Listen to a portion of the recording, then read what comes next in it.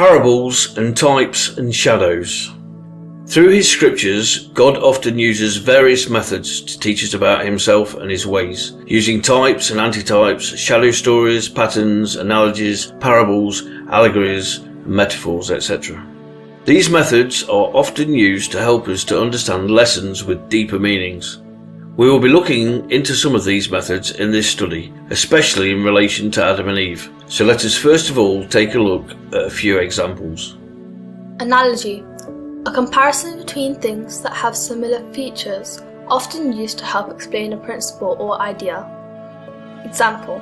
John 15:1-2. I am the true vine, and my Father is the gardener. Every branch in me that bears no fruit he takes away, and every branch that bears fruit he prunes, so that it bears more fruit. As we know, this is Yeshua speaking of himself as the true vine, his Father as the gardener, and us as the branches.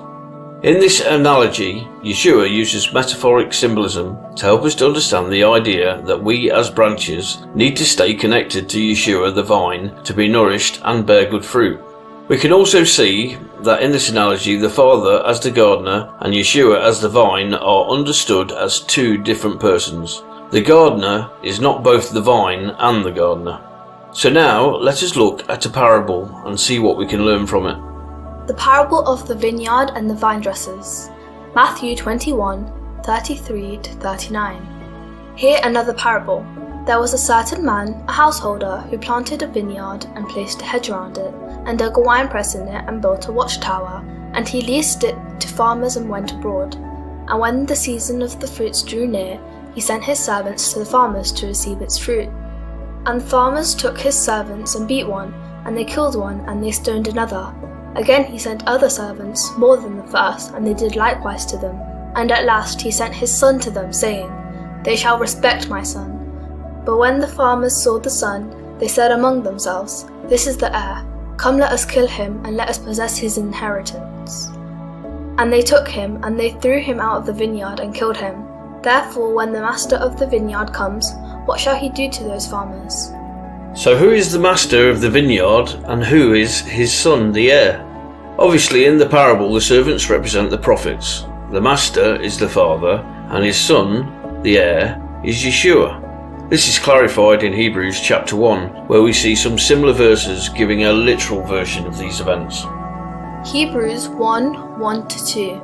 Elohim, having of old spoken in many portions and many ways to the fathers by the prophets, has in these last days spoken to us by the Son, whom he has appointed heir of all, through whom also he made the ages.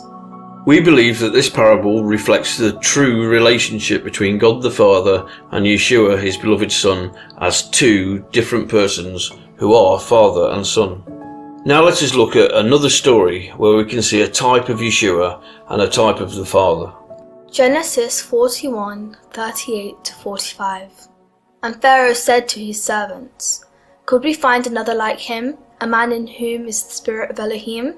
Then Pharaoh said to Joseph, Since Elohim has shown you all this, there is no one as discerning and wise as you. Be over my house, you yourself, and at your mouth all my people shall kiss. Only in the throne I am greater than you. And Pharaoh said to Joseph, See, I have set you over all the land of Mitzrayim. And Pharaoh took his seal ring off his hand and put it on Joseph's hand. And he dressed him in garments of fine linen and put a gold chain around his neck. And he had him ride in the second chariot which he had. And they cried out before him, Bow the knee. And he set him over all the land of Mitzrayim. And Pharaoh said to Joseph, I am Pharaoh, and without a word from you let no man lift his hand or foot in all the land of Mitzrayim. And Pharaoh called Joseph's name Zaphnath-Paneah, and he gave him as a wife Asenath, the daughter of Potiphar, priest of On. And Joseph went out over all the land of Mitzrayim.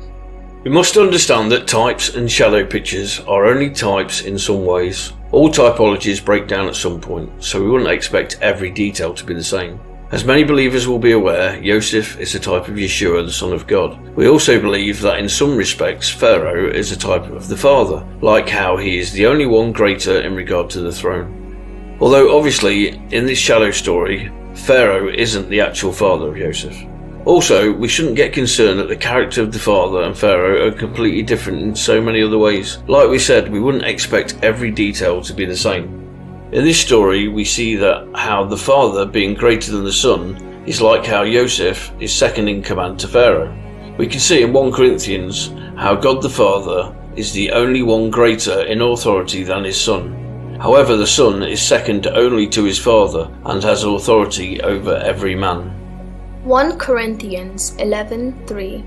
And I wish you to know that the head of every man is the Messiah, and the head of woman is the man, and the head of Messiah is Elohim.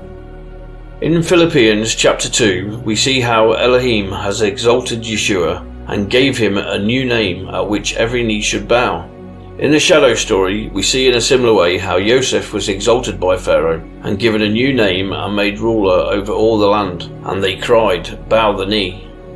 Philippians 2:9-10. Elohim therefore has highly exalted him and given him the name which is above every name, that at the name of Yeshua every knee should bow, of those in heaven and of those on earth and of those under the earth. Pharaoh also gave Joseph a wife, as the father is preparing a bride for his son. Matthew 22:2. The reign of the heavens is like a man, a sovereign who made a wedding feast for his son. In the story, are Pharaoh and Joseph two different people? As we are sure you will agree, they are. And we believe this account again points very clearly to the father and the son being two separate persons. For our final example, we will look at the story of Abraham and Isaac. Genesis 22. And it came to be after these events that Elohim tried Abraham and said to him, Abraham, and he said, Here I am.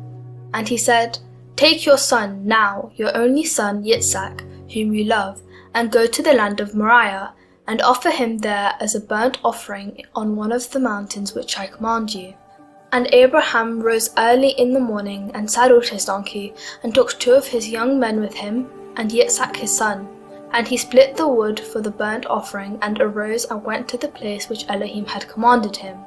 And on the 3rd day Abraham lifted his eyes and saw the place from a distance. So Abraham said to his young men, Stay here with the donkey, while the boy and I go over there and worship and come back to you.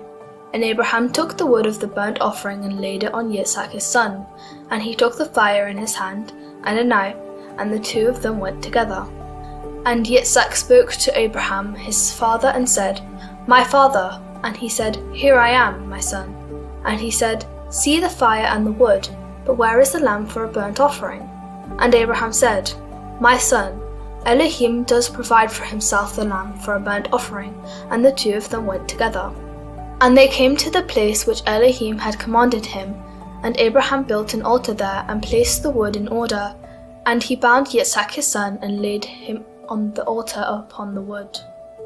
And Abraham stretched out his hand and took the knife to slay his son. But the messenger of YHVH called to him from the heavens and said, Abraham, Abraham. And he said, Here I am. And he said, Do not lay your hand on the boy, nor touch him, for now I know that you fear Elohim, seeing you have not withheld your son, your only son, for me. And Abraham lifted his eyes and looked and saw behind him a ram caught in a bush by its horns. And Abraham went and took the ram and offered it up for a burnt offering instead of his son. Here in the account of Abraham and Isaac, we once again see a type and shadow story of the father and son, where the father Abraham has to sacrifice Isaac, his only begotten son of Sarah.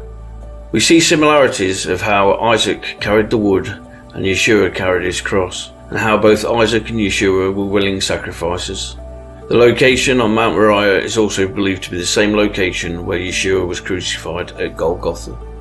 We can see some scriptural examples of how this is a type and shadow of the Father and Son in John 3:16 and 1 John 4:10. John 3:16. For Elohim so loved the world that he gave his only brought forth Son, so that everyone who believes in him should not perish but possess everlasting life. 1 John 4:10. In this is love, not that we loved Elohim, but that he loved us and sent his Son to be an atoning offering for our sins. We hope that you would agree with us by now that these type and shadow stories in the scriptures are telling us about the relationship between the Father and the Son, a relationship clearly between two persons. Summary: parables and types and shadows. Elohim uses parables, types and shadow pictures to teach us about him and his ways. The parable of the vineyard owner and his son reflects the true relationship between God the Father and his Son. We saw how Joseph was a type of Yeshua and Pharaoh was a type of the Father. In the story, Joseph was second to the Pharaoh, only in regards to the throne. We saw in a prophetic shadow picture how Abraham was a type of the Father and Isaac a type of Yeshua when Abraham took his only begotten son to sacrifice him. In all these types and shadow stories, the people representing Elohim and Yeshua are two persons.